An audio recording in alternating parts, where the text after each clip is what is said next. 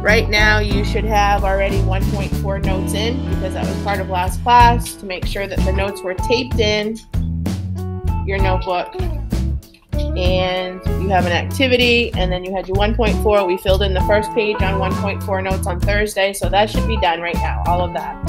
Your homework assignment tonight is going to be to tape in 1.5. This is not anything that we're ever going to do during class anymore. This will always be done outside of class. And what you will see on Google Classroom. So this is what you're going to see in Google Classroom is you're going to always see a PDF, and it will have the pictures right in there. I mean, how to put them in there. So it just says tape them in. Do not fill them in. This is one that you're taping in. Then you'll see a second one of what we did today, a second PDF of the notes we actually filled in today. And that's how you would fill in your notes when you're not in class. Let me just tell you that your interactive notebook is worth twice any formative assessment that we do. Twice. It's that important to me that your notes are in your notebook all the time. This grade gets entered in twice compared to homework, compared to any other formative assessment. This is the highest one that we have for formative assessment. Now, summative assessment would be your quizzing and testing. That's different. This is called formative assessment. So please, put it on your radar that I will be checking your ISN regularly when you come in, and it's a very easy grade. Done, not done. When I ask you to put notes in your notebook, they'll be in there. When I ask you to fill in your notes because your class was virtual, that you go in and you fill them in. I know that we're getting used to each other, which is why I haven't taken any grades on your notebook yet. The last thing to do on your notebook would be to make sure, if you want to get a good grade, is your table of contents. Your About Me page is done, and your table of contents is filled in. So today is 10-5. You would put, we did this on 10-1 the first time. You would put 10-5. Notice that I have 1.1, what pages it's on, 1.2, 1.3. You may not be able to fill this in right now because maybe you don't have all your previous stuff in it. Patterns and expressions activity was 1 page, and now 1.4 is pages 17 through 19. I put all the pages that are notes for 1.4. Make sure you have your table of contents filled in as well with the date. So right now for 1.4, you're going to want to put down 10-5. That's today's date. Next to patterns and expression was 10-5. No, I'm sorry, today's the 6th. 10-6. That way, when you go back to your table of contents and you're filling stuff in, you have the date of when you were doing it. All right, so on 10-1, we started filling in these notes. I'm not going to go back and copy and say what I already put on a video. We had class. Remember, we meet for class twice a week. Some people don't understand that. And I don't mean just students. I mean, teachers don't understand that. We meet twice a week. Just because we're not face-to-face does not mean that we're not having class. We have class twice a week, once in person, once virtually. Okay, we're filling in 1.4, and let's start with check.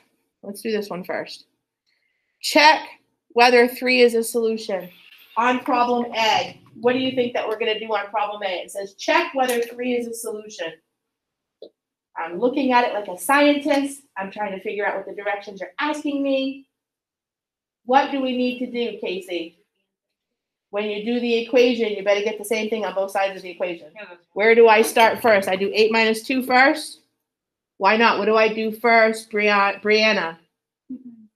2 times 3. I start with multiplying, and really that's negative 2 times 3. Keep your sign in front of your term.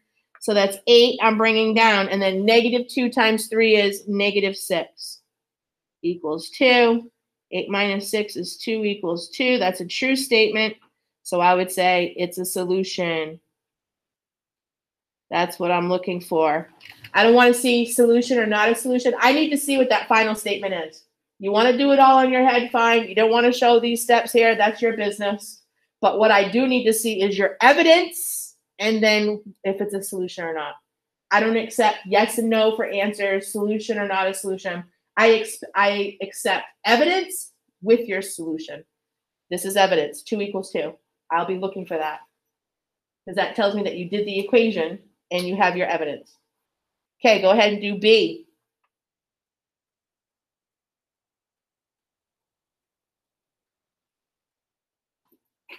Is this a true or false statement? False. How do I show that it's false? What would I do? The equal sign. Very good. Does not equal. 7 does not equal 6.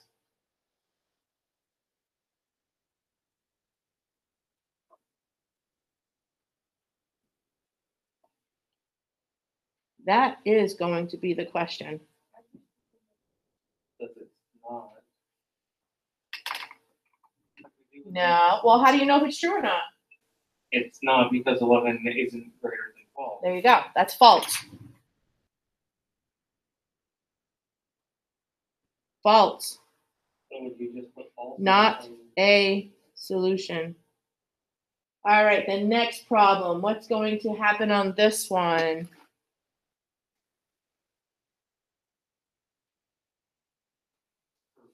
All right, so what's the statement say?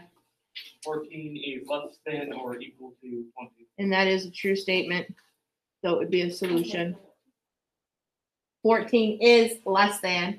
Is 14 less than or equal to 20? All right, 2-word problems, and then you can start your homework. The last time you and 3 friends went to a mountain bike park, you had a coupon for $10 off and paid $17 for 4 tickets. What is the regular price of 4 tickets? If you pay the regular price this time and share it equally, how much does each person pay?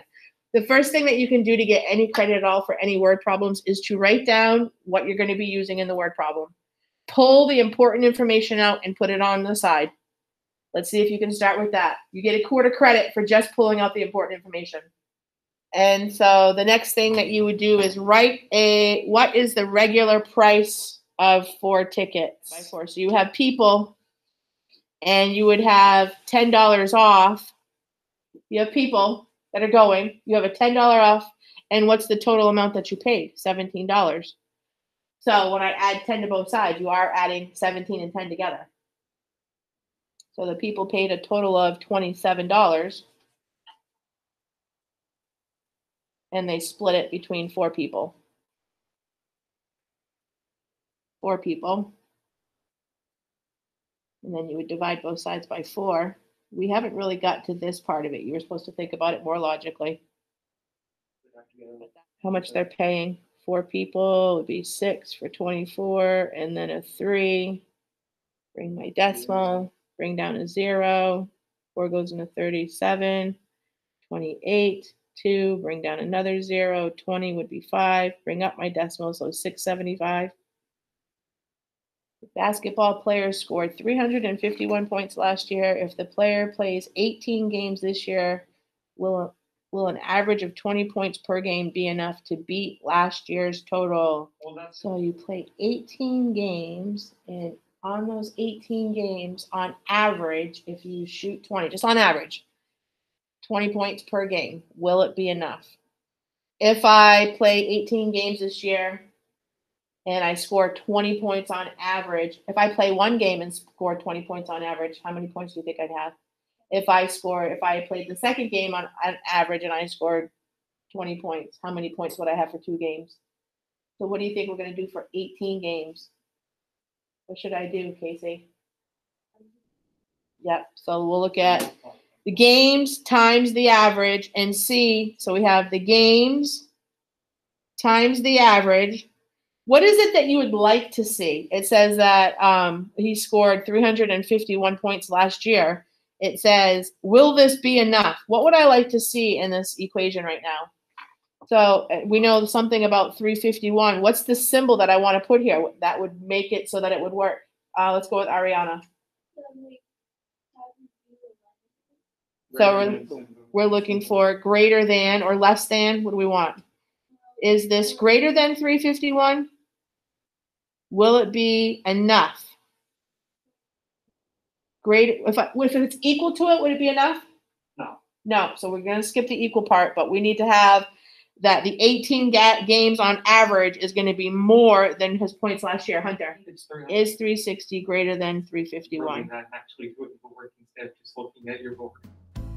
And that would be true.